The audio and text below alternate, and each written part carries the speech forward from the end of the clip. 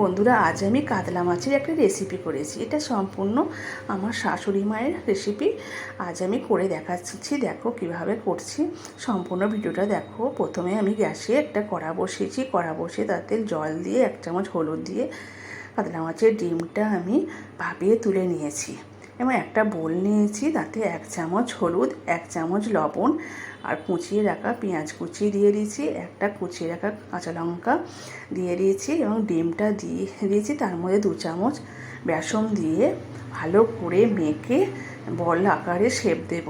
দেখো সুন্দরভাবে মাখতে হবে, তাতে লবণ লঙ্কা যেন একসাথে একদিকে না পড়ে থাকে। এই দেখুন বলের আকারে শেপ দিয়ে প্রত্যেকটা, এবং অন্যদিকে কড়া বসিয়ে তাতে তেল গরম হয়ে গেলে ডিমের বলগুলো একটা করে ছেড়ে দেব এবং দেখুন উল্টে পাল্টে লাল লাল করে ভেজে আমি তুলে নেব। একটা কোট হয়ে গেল আমার, দেখুন একটা কোট হয়ে গেছে। আমি এবার তুলে নেব এবং দ্বিতীয়বারও এইভাবে আমি ভেজে সমস্ত ডিমের বলগুলো আমি তুলে নেব। দেখুন রেডি হয়ে গেছে আমার সমস্ত কাতলা মাছের ডিমের বল।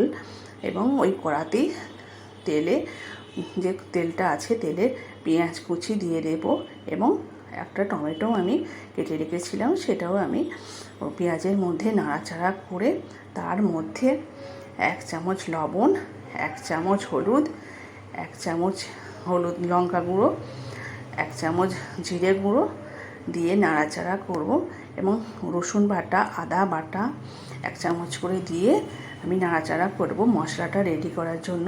মশলা রেডি হয়ে গেছে। ডিমগুলো মশলার মধ্যে দিয়ে নাড়াচাড়া করে অল্প জল দিয়ে 5 মিনিটের জন্য চাপা দিয়ে আমি ফিরে আসছি এবং চাপা দিয়ে দিয়েছি, ফিরে এসেছি। জলটা মারা গেছে, আমার মাখো মাখো হয়ে গেছে, রেডি হয়ে গেছে। আমি একটা প্লেটের মধ্যে তুলে নিলাম। দেখো বন্ধু, আমার আজকে কাতলা মাছের ডিমের রেসিপি হয়ে গেছে। ওর থেকে ধনেপাতা ছড়িয়ে দিচ্ছি। ভালো লাগলে সাবস্ক্রাইব করবেন, পাশে